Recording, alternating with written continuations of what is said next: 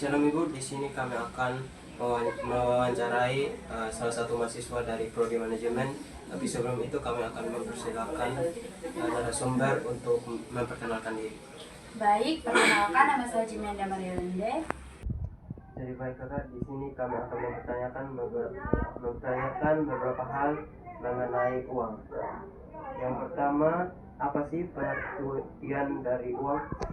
Baik, kalau uang itu menurut saya sendiri, uang itu adalah alat tukar yang dapat diterima secara umum oleh masyarakat yang dapat dipergunakan untuk membeli barang dan jasa maupun membayar hutang.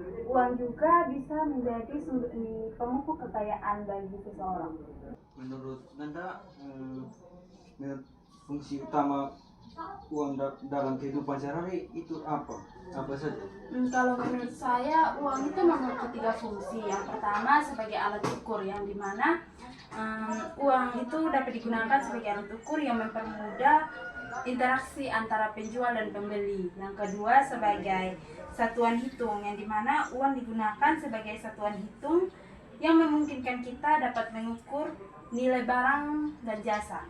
Yang ketiga mungkin sebagai penyimpan nilai. Uang dapat digunakan sebagai penyimpan nilai yang memungkinkan kita untuk menyimpan kekayaan dan menggunakannya di masa depan yang akan datang. Yang ketiga, kami ingin menanyakan tentang faktor apa saja yang mempengaruhi banyak atau sedikitnya uang yang beredar di masyarakat.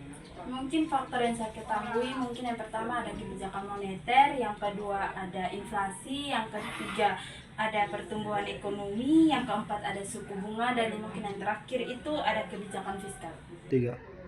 Menurut Anda, apa bedanya teori kuantitatif dan teori kualitatif tentang uang? Kalau menurut saya, kuantitatif uang itu sendiri berkaitan dengan kualitas uang sebagai alat tukar, satuan hitung dan penyimpanan nilai. Sedangkan kuantitatif itu berkaitan dengan jumlah uang yang beredar dalam perekonomian atau berkaitan dengan menekankan pada pengaruh jumlah uang yang beredar terhadap harga, inflasi, sama aktivitas ekonomi. Baik, kami akan mempertanyakan hal yang terakhir, yaitu bagaimana peranan uang dalam perekonomian. Kalau peran uang itu sendiri mungkin ada beberapa. Yang pertama mempermudah interaksi, yang kedua mengukur nilai, yang ketiga menyimpan nilai, yang keempat meningkatkan efisiensi, dan kelima mungkin meningkatkan kesejahteraan suatu masyarakat.